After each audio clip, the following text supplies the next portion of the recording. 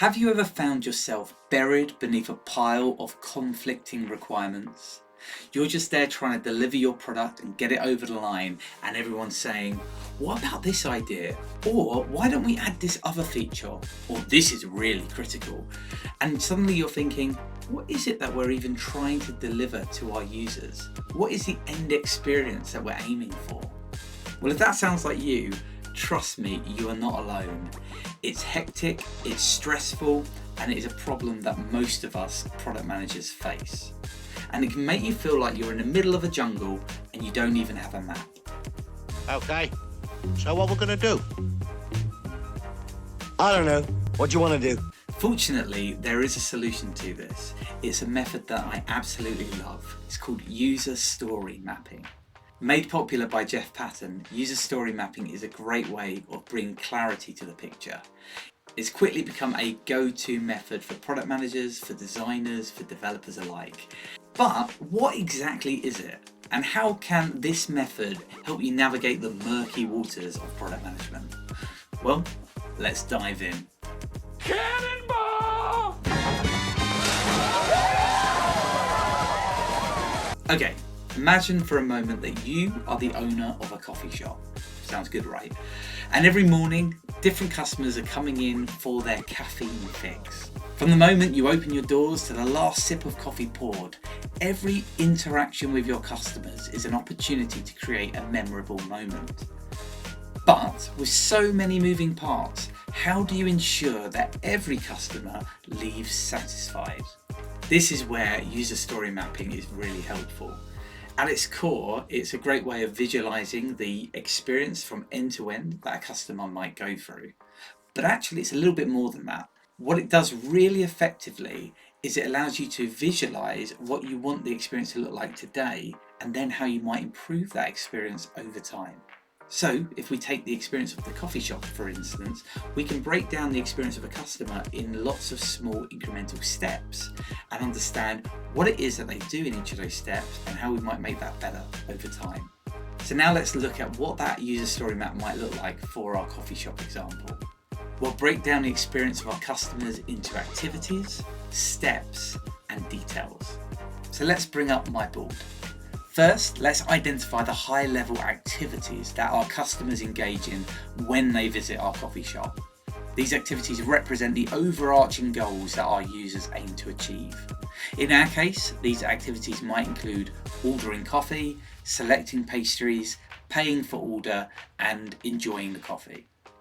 Hopefully this is making sense so far. So now let's delve one step deeper into the activities themselves. Within each activity there are some steps, and these steps represent the individual actions that our customers take to accomplish each activity.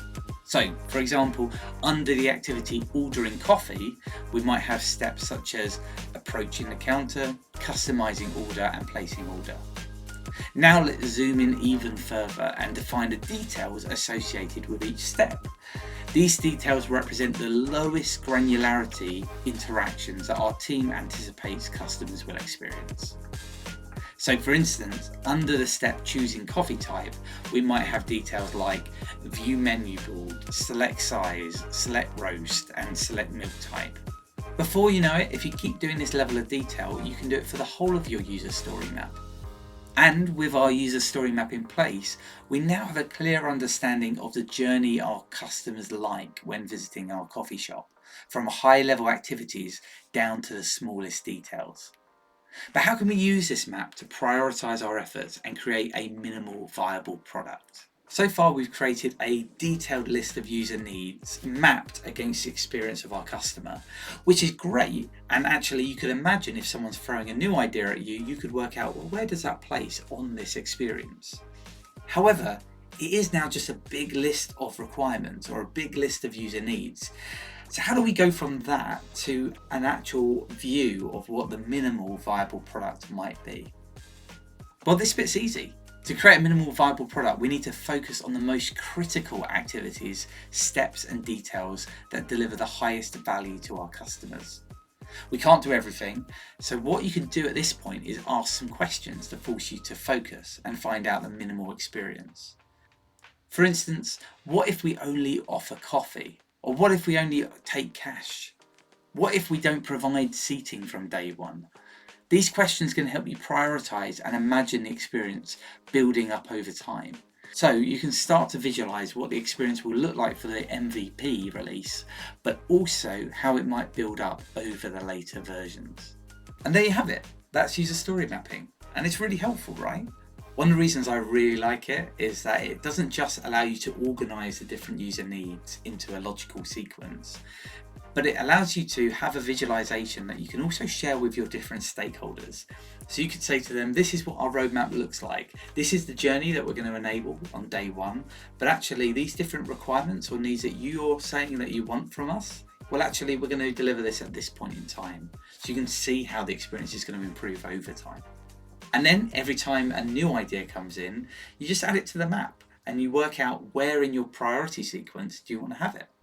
Also, what I find is if you visualize your backlog in this way, where you show it by the customer experience broken down into different stages and how that might improve over time, you do something really important. You make everyone in your organization, whether that's your product team or your stakeholders that you're interacting with, absolutely focused on one thing: the experience of your customer. And that is really important. It means that whatever you're doing, you're always taking it back to that experience. Why are we doing this, and what does that make as a difference to the experience itself? So I hope you like it. I hope you find that user story mapping is really helpful to you, and you try it on whether it's an existing process that you have or a completely brand new product that you want to improve. You can see how you might build that out as an experience over time. And if you like this video, please let me know. Leave a comment, like the video, and subscribe to the channel. I'm quite new on here. I'm trying to find my way. And if you find this kind of video helpful, then I want to hear about it so I can make more like these.